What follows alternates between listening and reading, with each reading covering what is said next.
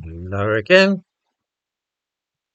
I expect the viewers will remember how the specially devised version of English known as Newspeak was used in Orwell's novel 1984.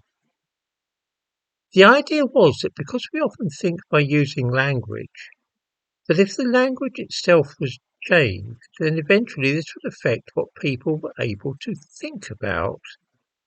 Without words such as liberty or freedom, it would be impossible to long for such abstract things. This is exactly what has been done where immigration and race are concerned. The English language has been altered so that we cannot even think in certain terms. We see this when the topic of immigration is raised. For instance, at one time it was quite possible to discuss illegal immigrants. This is simply not a phrase which you will ever see in print or hear on the television these days. For anybody under the age of 25, the expression is incomprehensible. They are able to speak and think only in terms such as irregular migrants or asylum seekers. These two phrases are carefully designed to be neutral, attributing no responsibility or blame to the individuals designated by them. The very word immigrant is now regarded as being suspect and verging on the xenophobic. It has been replaced by migrant. This is no accident, but is rather part of a carefully designed operation to alter our way of thinking, just as was done in 1984 with Newspeak.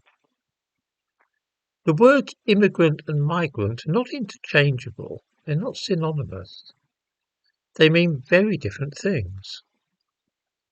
An immigrant is somebody who goes to live permanently in a foreign country. It is therefore proper to describe those crossing the English Channel in small boats as immigrants, because they hope to live in this country for good. That is the object of the exercise. A migrant, on the other hand, is somebody who travels somewhere, usually to find work or to improve his way of life. Migrants tend to be temporary. They find work in one place, and then if something better turns up, they'll move on. There is no suggestion that they will become permanent residents somewhere. You see why it was decided to drop the word immigrant? It's alarming if we regard those turning up here as intending to stay for good, as indeed they invariably hope to do. By calling them instead migrant, it is possible to hint that they will only be in our country for a little while, and then they'll be moving on elsewhere. Nobody minds migrant workers. Much better than immigrants, whom we shall never see the back of. In the same way, the word foreigner has been phased out, for it hints at a division between us and the rest of the world, which is not at all in keeping with modern ideology and ideas like globalism. The world is no longer divided into us and them, British and foreigners. Instead, we have overseas visitors, world music, different community languages, and so on.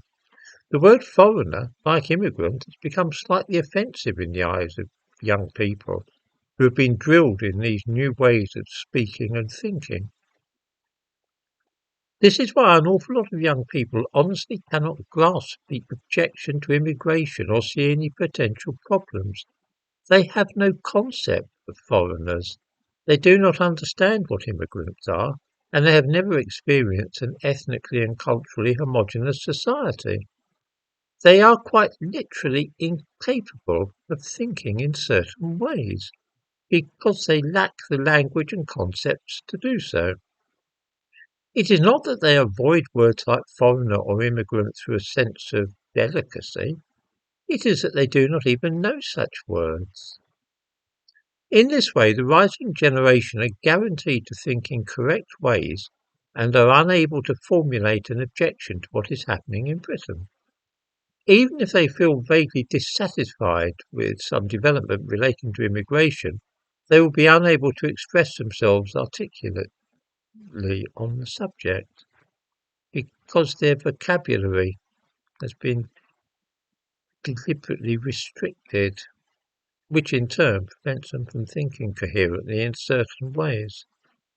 I think the dangers of this situation are probably obvious, because if people grow angry or dissatisfied with the situation and are unable to express their frustration in words, if they're unable to find the language to raise an objection to a situation, then what do you think they'll do instead? They resort to violence.